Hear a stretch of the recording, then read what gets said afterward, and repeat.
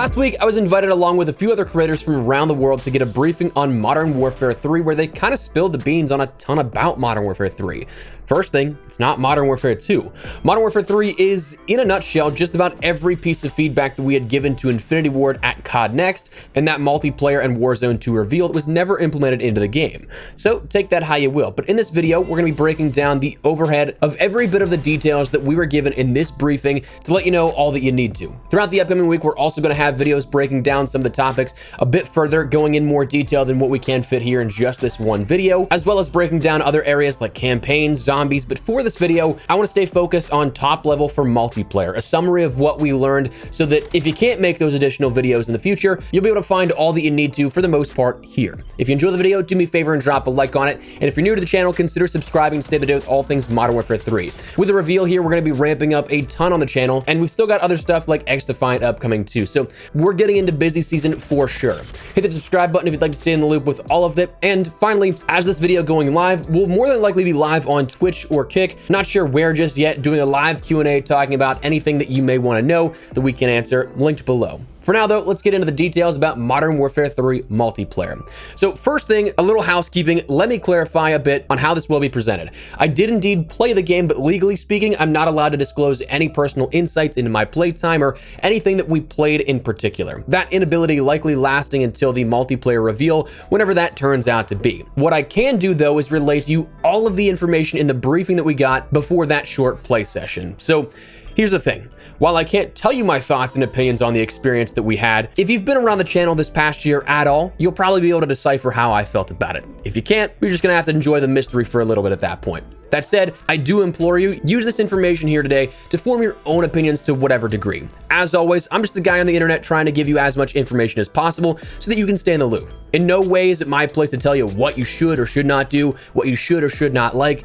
I'd still highly recommend waiting for additional genuine footage, because of course we weren't allowed to record and post Modern Warfare 3 gameplay, and even wait until the free-to-play window of the beta to try the game out for yourself to make full and proper judgment. But anyways, to start, it's not Modern Warfare 2. Of all the details that we are given, it is abundantly clear that the feedback that had been relayed so far back as to spring of 2022 was actually taken into account. A lot of what we've seen leak out already or has been teased officially is indeed what we actually do have. So some of this stuff might seem familiar, some of it does turn out to be true, but there's a lot more between the lines that you probably want to know about. Firstly, let's talk about maps. For launch, we are of course going to see all Modern Warfare 2 2009 maps, all 16. Favela, Invasion, Skid Row, Rust, Karachi, Quarry, High Rise, Estate, Afghan, Terminal, Scrapyard, Sub Base, Derail, Underpass, and Wasteland.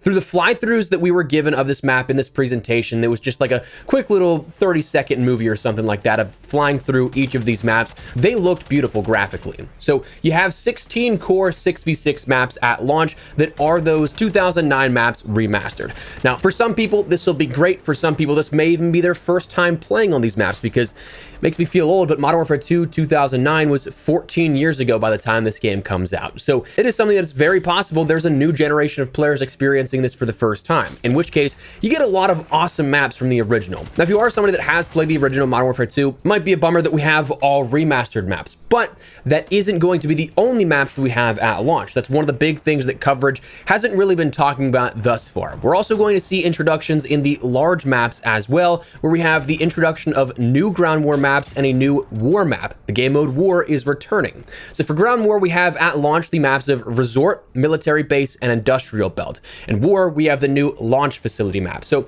those are 4 independent brand new maps here that have not been seen within Modern Warfare's universe or any COD game to date. Very possible they are going to be from the Warzone map. We didn't really learn anything about that, full disclosure, so can't confirm nor deny, but at the same time, every single ground war map that we've seen for Modern Warfare 2019, Modern Warfare 2, even the Fireteam maps that we ended up getting for Black Ops Cold War taken from a scrapped Blackout 2.0 map. So that's very possible these are going to be from the new Warzone map. but also post-launch, one of the big things here with this, they emphasized in our briefing that we'd see tons of maps post-launch that are brand new. Now, that said, we also had this clarified a little bit in a briefing that was sent over as just kind of talking points to begin with, that they specified over 12 all-new Core 6v6 maps will fuel post-launch live seasons. Now, that might seem weird because we still, of course, don't know how many per season or anything like that will be coming, how many overall we'll see, if we'll end up getting double the maps, say to 32 maps by the end of Season 6. But, I mean, written out for us 12 all-new Core 6v6 maps throughout the seasons, I will absolutely take that as win, because right now, through Modern Warfare 2, we only have 4 original maps post-launch in 9 months. So 12 guaranteed here at the very least.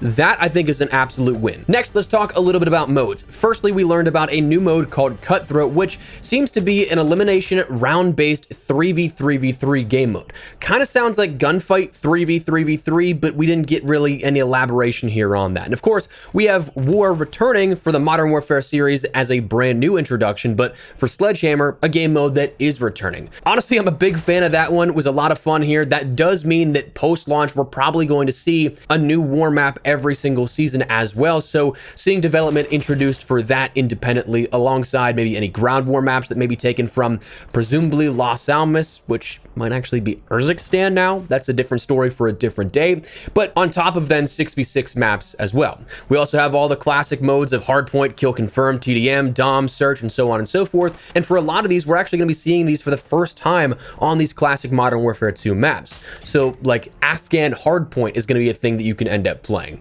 Sounds weird, right? But beyond that, in the live seasons, we'll end up seeing tons of new modes, air quotes on that, including the war experience, party modes, objective modes, and so on and so forth. Gameplay features, I'm sure that you've absolutely picked up on this by now, that it is a return to classic gameplay. That was kind of their overarching message here for this. The first slide they showed us was just simply bulleted points, map voting, classic minimap behavior, silent movement perk.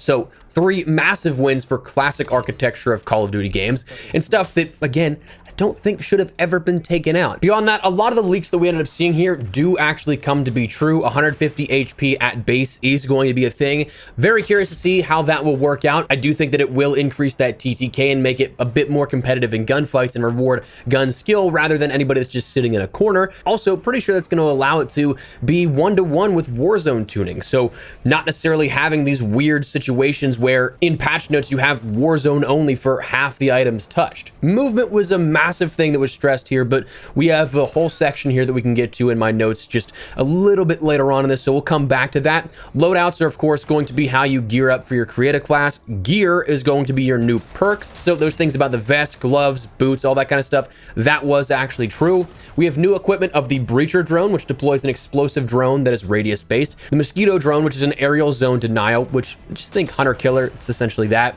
The ACS Spike, which is equipment that will capture points for you. It acts as a player on an objective and will also hack equipment. So that's one that I'm really curious how that's going to play out. I feel like that's going to have to give you less score for capturing that if the equipment does it for you, kind of like a capture assist or something, because otherwise that's going to be insanely OP for score streaks. And then a comm scrambler was something detailed where it provides ghost for an area for your team. So kind of like I thought the Shroud from Black Ops 4's Reaper ability, but we didn't get any more details beyond all that. If it is something that shows on the minimap, hey, there's like a radius now of this, we didn't see any of that kind of stuff. We also learned about aftermarket parts, something that was briefly mentioned in yesterday's kind of teases for the stuff coming out today, but aftermarket parts are described as being unique weapon configs. Images that were shown, they look like 3D printed extensions for weapons. So kind of leaning into that No Russian mission that we saw at the mid-credit scene of Modern Warfare 2, how they made a 3D printed pistol.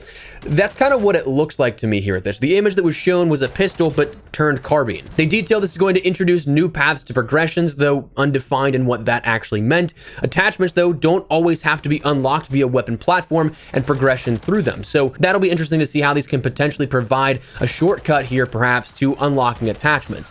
It's also mentioned that these will be there in limited quantity at launch, but they're really going to come to life post-launch. So bear that in mind. We learned a little bit more about carry forward details, all that kind of stuff. All rewards, cosmetics, purchases, weapons, and so on will come into Modern Warfare 3. But the big thing here that really blew my mind, because it didn't seem like it was something that was going to happen based off of how camos not being able to transfer from Modern Warfare 2 weapons to Modern Warfare 3, weapon attachments will work on Modern Warfare 2 weapons and Modern Warfare 3 weapons, and vice versa. Modern Warfare 3 unlocked attachments can work on Modern Warfare 2. But again, all being housed only in Modern Warfare 3. Those MW3 contents are not going to go backwards to Modern Warfare 2 2022. Additionally, weapon progression will be seamless here with this, so if you rank up a weapon in Modern Warfare 2 and you bring it over into Modern Warfare 3, like you continue, say, ranking up your TAC 56. If you rank it up, you can see that progression then reflected in Modern Warfare 3 as well. So just kind of clarifying a bit more on carry forward details. Beyond that, we learned of a new mechanic called TAC Stance, which is a new mechanic that is toggleable, but it's a breach and clear mechanic. It'll reduce that hipfire spread, but isn't quite ADS. So it's like a in-between here at this. To me, it's one of those things that I kind of consider a halfway point between like Vanguard's blind fire mechanic. You're not mounted over top of something and like blind firing truly at it. Instead, you're just bringing a weapon halfway to ADS kind of, but not full hipfire. It just pulls that in tighter and allows you to get into a crouch moving position. So it'll dramatically increase ADS move speed, but introduces that spread because you're not fully ADS. It's also designed for aggressive CQB combat, and you can fire while in TAC stance while sliding. So there's a bit here to it. I'm curious to see if it'll be something that is truly utilized, or if it's something that, like blind fire, just doesn't really get utilized at all. Then finally, the last thing we'll touch on here at this is, of course, the responsive movement systems. They detailed that there's all new systems that feel amazing. Their words, not mine, not breaking NDA or anything on this. So they detailed it a little further that you can cancel sliding, reloads. There's going to be things like faster mantling and mantling while sprinting, firing immediately after sliding. There's an ADS while sliding perk. There's fundamental changes to how TAC sprint durations will work per weapon class. So for example, LMGs will have shorter TAC sprint durations than say an SMG or pistol. Weight is a factor in that. Obviously, you're going to get fatigued if you're running with an LMG quicker than you are with an SMG or a pistol. So that kind of stuff takes precedent as well. There's increased strafe and ADS move speeds, and TAC sprint will recharge while sprinting. So a lot of stuff here that on paper sounds pretty good, right? So again, without going further into details, diving too far in depth into all these systems, we'll do that here in videos to come. But for right now, for those looking for information on multiplayer, that's everything we learned. So that said, that is where we're going to wrap it up. Let me know your thoughts down below. What stands out to you here? Do you think this sounds good? Whatever the case, drop your thoughts down below. If you enjoyed the video, you found it at all insightful, do me a favor and drop a like on it. And if you're new to the channel, the Modern Warfare 3 coverage is only just beginning. We have a lot upcoming here, so make sure you hit that subscribe button if you'd like to stay on top of all of it. Of course, I'd love to have you in the community to keep you up to date, but entirely up to you. But for now, that is what we're going to call it. We'll be live over on Twitch or Kick. Not sure again which one. If you guys want to come in and ask specific questions to go a little more in depth, if you guys want to check that out, links below. But for now, that's what we're going to call it. So thanks so much for watching. Mine has been Espresso. I'll see you later with a bunch more MW3 content. Take care and peace.